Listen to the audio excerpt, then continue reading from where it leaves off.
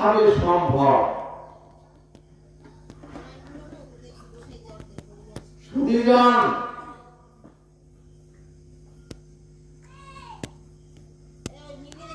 শ্রীমদ্ ভাগবতে 18,000 শ্লোকে অন্তিম শ্লোক হচ্ছে নাম সংকীর্তনং যস্য সর্ব পাপ প্রণশনম প্রণম দুঃখ সমরস্থম হরিং পরম। মানে ওখানে কথা বলবো না, অর্থাৎ আমাদের জীবনের আত্মস্খলন, আমাদের আত্মপতনটা আসে পাপ থেকে। আর পাপের সংজ্ঞা হলো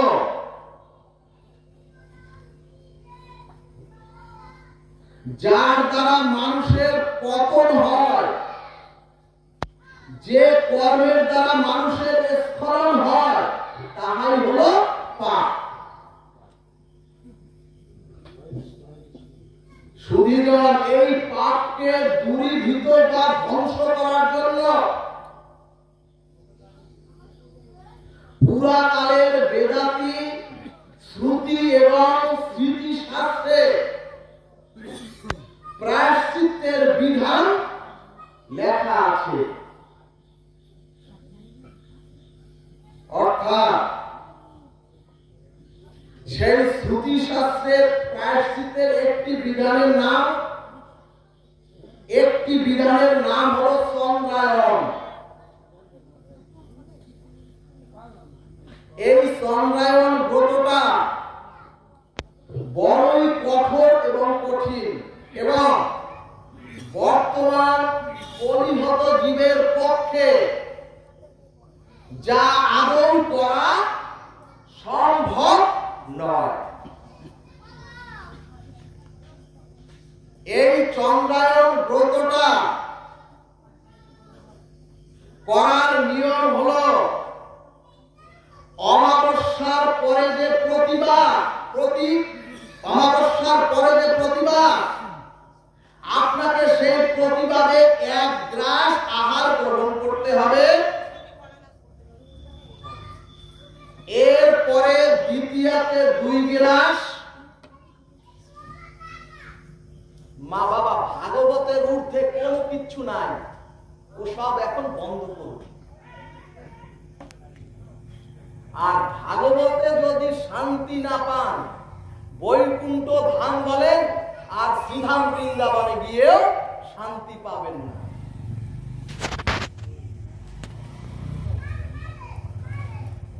তাহলে চন্দ্রায়ণ ব্রতটা হলো অমাবস্যার পরে প্রতিবাদে প্রথম 1 গ্রাস আহার করতে হবে, এরপরে দ্বিতীয়াতে 2 গ্রাস এবং তৃতীয়াতে 3 গ্রাস। এভাবে ক্রমান্বতিতে পূর্ণিমাতে গিয়ে পূর্ণ ক্ষুধা নিবৃত্তির খাদ্য গ্রহণ করতে হবে আপনাকে। আবার পূর্ণিমা থেকে যখন কৃষ্ণ পক্ষ শুরু হবে, সেই কৃষ্ণ পক্ষে আবার 1 গ্রাস করে কমাতে কমাতে অমাবস্যায় গিয়ে শূন্যে পৌঁছাতে হবে। কিন্তু সুধীজন, অন্নগত কলিযুগের মানুষের পক্ষে এই চন্দ্রায়ণ ব্রত, চন্দ্রায়ণ প্রায়শ্চিত্ত করা আদৌ সম্ভব নয়।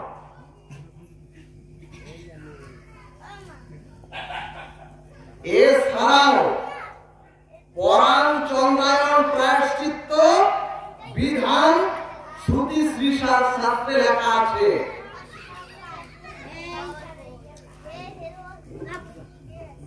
এই কথা বলবি না, চুপ করে বস।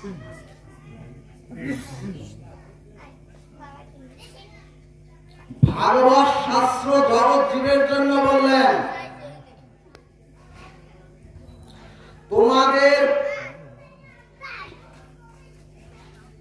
তোমাদের পাপ স্খলন করতেই হবে।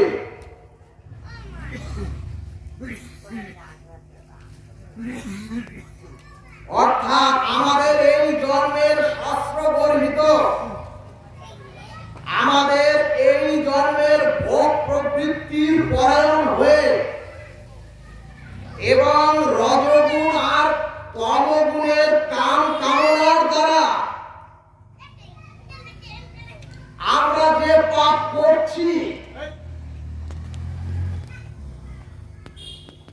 সেই সমস্ত পাপের অবশ্যই প্রত্যেককে প্রায়শ্চিত্ত করতেই হবে। ভাগবত বললেন, এই সমস্ত পাপের প্রায়শ্চিত্ত না হলে এই পাপী আগামী জন্মে এবং জীবের জন্ম জন্মান্তরে পতনের কারণ হবে। তবে ভক্তগণ, বর্তমান শ্রীকৃষ্ণ চৈতন্য মহাপ্রভু এই ভাগবত ধর্ম স্পষ্ট করে লিখলেন। চন্দ্রায়ণ বা পরাগ চন্দ্রায়ণ প্রায়শ্চিত্তে কলির জীবের কোন প্রয়োজন নাই।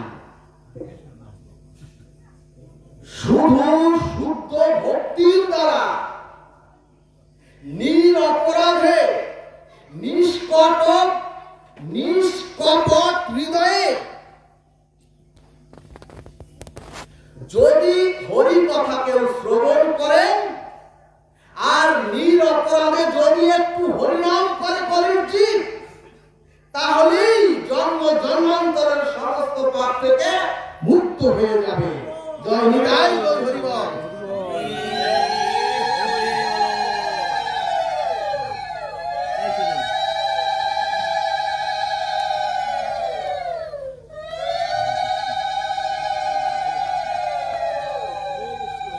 শ্রীমদ্ ভাগবত বললেন, মহাপ্রভুর রাধাদাস্য ব্রজ প্রেমের ভাগবত ধর্ম বলে দিলেন।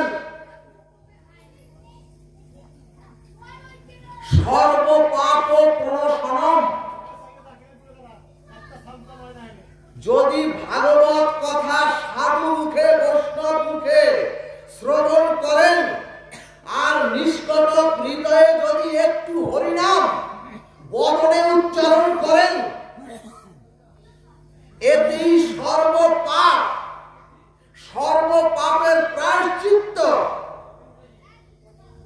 হয়ে যাবে এবং এটাই হচ্ছে কলির জীবের জন্য সর্বোত্তম বিধি। ভক্তগণ, মনুষ্য জন্মে জন্ম মৃত্যু জরাব্যাধি এবং পূর্বকৃত প্রারব্ধ কর্মের কর্মফলের কারণে আমরা কেউ ভয় মুক্ত হতে পারি না।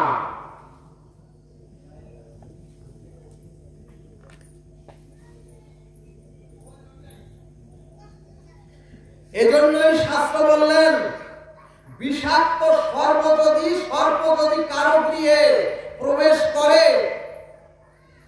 তাহলে সেই মানুষ যেমন নির্ভয়ে ঘরে ঘুমাতে পারে না, ঠিক তেমনি আমাদের প্রত্যেকের পিছনে কর্মফলের কাল সর্বদা আমাদের তাড়িয়ে বেড়াচ্ছে এবং এই পঞ্চভৌতিক দেহরূপ শ্রীনিবাস রূপ এই দেহ ঘরে মৃত্যুরূপ কাল সর্প প্রত্যেকে বিরাজ করছে সদা। তাহলে জগৎ জীব, মনুষ্য জীব নির্ভয় হবে কিভাবে? শুধু ভক্তগণ, এখানে এই জগৎ জীবকে সম্পূর্ণ নির্ভয় হওয়ার উপায় বলে দিলেন শ্রীমদ্ ভাগবত। গোবিন্দ দাস বললেন, ভজ হরি মন শ্রীনন্দ নন্দন অভয় চরণারবিন্দে। অর্থাৎ একমাত্র অভয় হলো ওই গোবিন্দ চরণ, যেখানে আর জন্ম মৃত্যু জরা ব্যাধির অভিশাপের কোনো ভয় বা ভীতি জগৎ জীবকে স্পর্শই করবে না।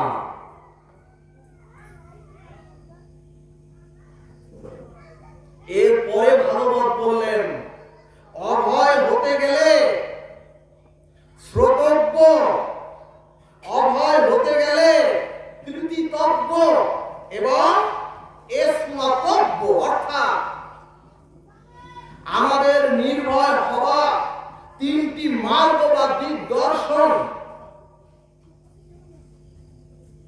করে দিলেন শ্রী সুখদেব গোস্বামী পাদ। প্রথমে বললেন শ্রোতব্য,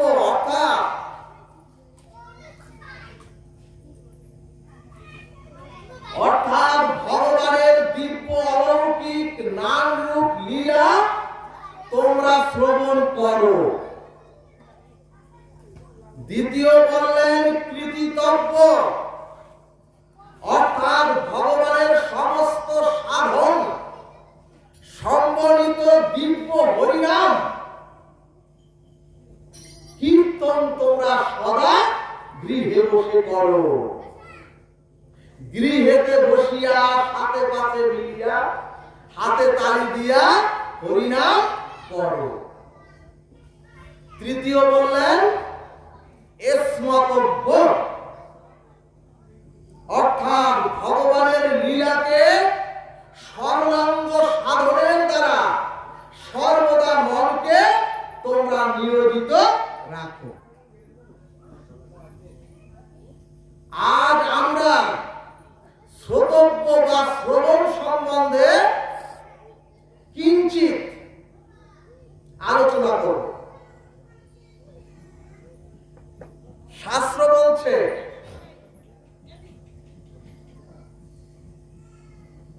হরি কথা, হরি ভজন, শ্রবণ কীর্তনই মনুষ্য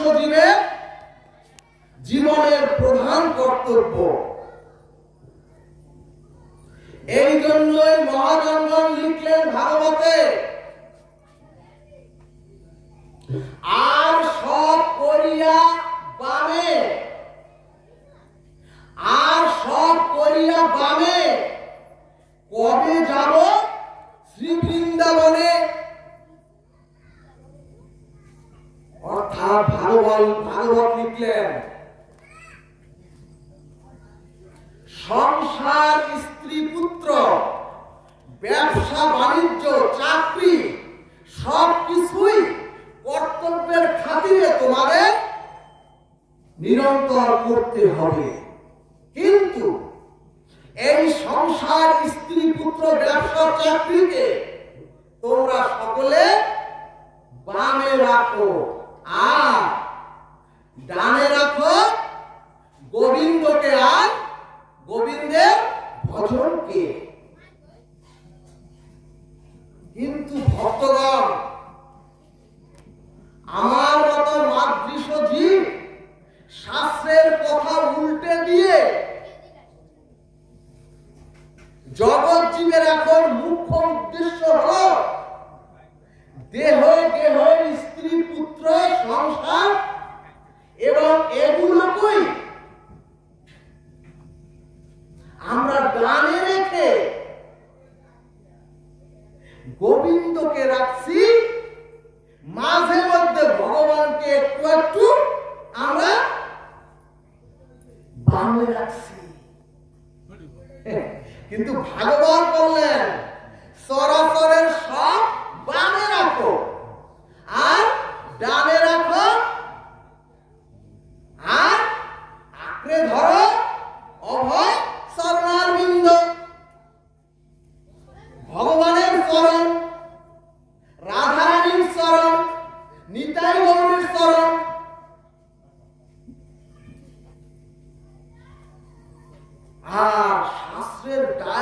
ডাইনে রাখা মানে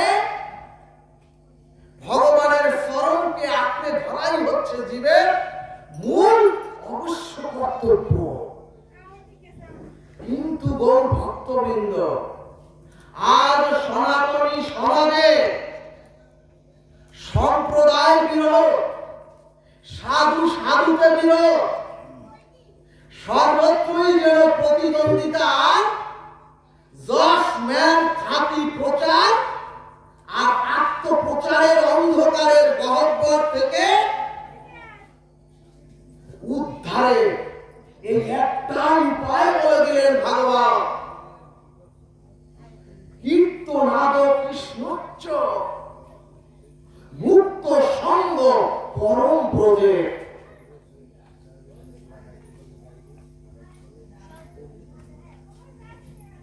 অর্থাৎ যদি হরিনামকে দীনতার সহিত জগৎজীব আশ্রয় করে, তাহলেই জগৎজীবের সকল অন্ধকার দূরীভূত হয়ে যায়। এখানে ভাগবতের তো কোনো পরিবেশ নাই। আপনার ওই জায়গায় কথা বললেন না। হ্যাঁ, এসব দেখেছিলেন কেন ভাগবতের জন্য?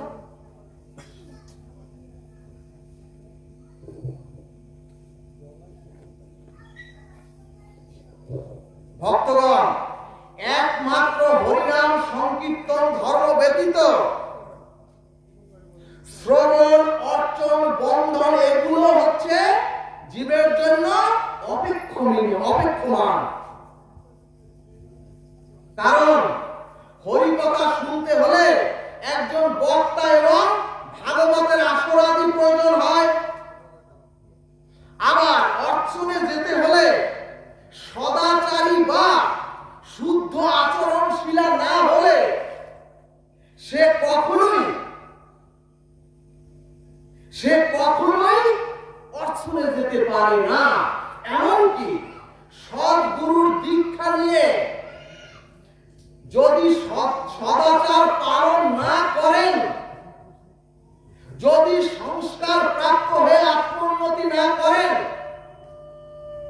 তার অধিকারী নাই ভগবানের অর্চনের।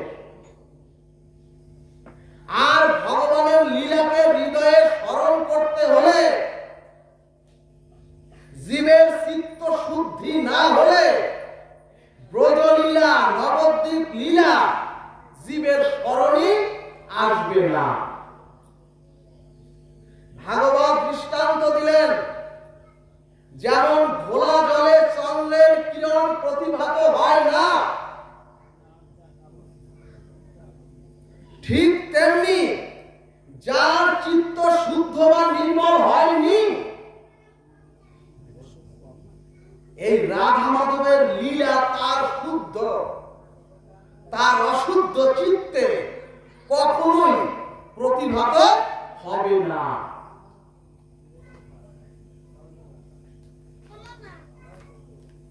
তাহলে ভক্তগণ, ভাগবত শুনতে হলে বক্তা লাগে এবং আসরাদিক পরিবেশ সৃষ্টি করতে হয়। অর্চন করতে গেলে মন্ত্র জানতে হয়, সদাচার পালন করতে হয়, সদ্গুরুর দীক্ষা নিতে হয়। আর বন্ধন করতে গেলে, লীলা স্মরণ করতে হলে চিত্ত শুদ্ধ না হলে লীলা স্মরণ হবে না। এজন্যই মহাপ্রভু নিজ মুখে বলে দিলেন, হে কলিহতজি, তোমরা খাইতে, শুইতে, উঠিতে, বসিতে যথা তথা নাম লও। অর্থাৎ মহাপ্রভু আদেশ দিলেন কলির জীবের জন্য একমাত্র হরিনামই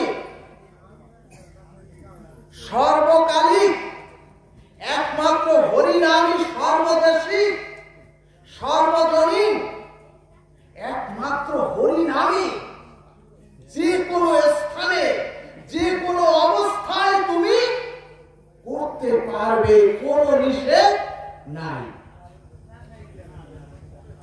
এরপরে মহাপ্রভু মুখ নির্গলিত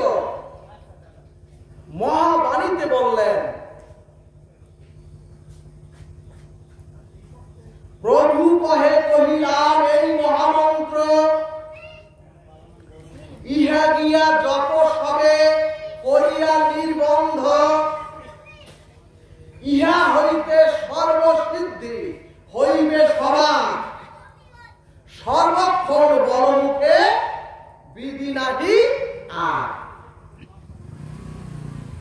অর্থাৎ সর্বদা জিহ্বাকে ত্বরান্বিত করুন, সর্বদা হৃদয়ে হরিনামকে আশ্রয় দিন। কোন দেশ কাল পাত্র নাই, হরিনাম বিনে আর কোন বিধিও কলির জীবের নাই। এরপরে মহাপ্রভু বললেন, ভজনের মধ্যে শ্রেষ্ঠ নববিধা ভক্তি, কৃষ্ণ প্রেম কৃষ্ণ দিতে ধরে মহাশক্তি, তার মধ্যে সর্বশ্রেষ্ঠ নাম সংকীর্তন, নিরপরাধে লড়িয়ে না পাইবে কৃষ্ণ প্রেম ধন। ভক্তগণ, এই হলো মহাপ্রভুর চূড়ান্ত সিদ্ধান্ত, এই হলো গৌড়ীয় বৈষ্ণবদের চূড়ান্ত সিদ্ধান্ত, এই হলো আলোর পথ, এই হলো প্রেমের পথ, এবং হরিনামই হলো কলির জীবের অক্লান্তি কল্যাণের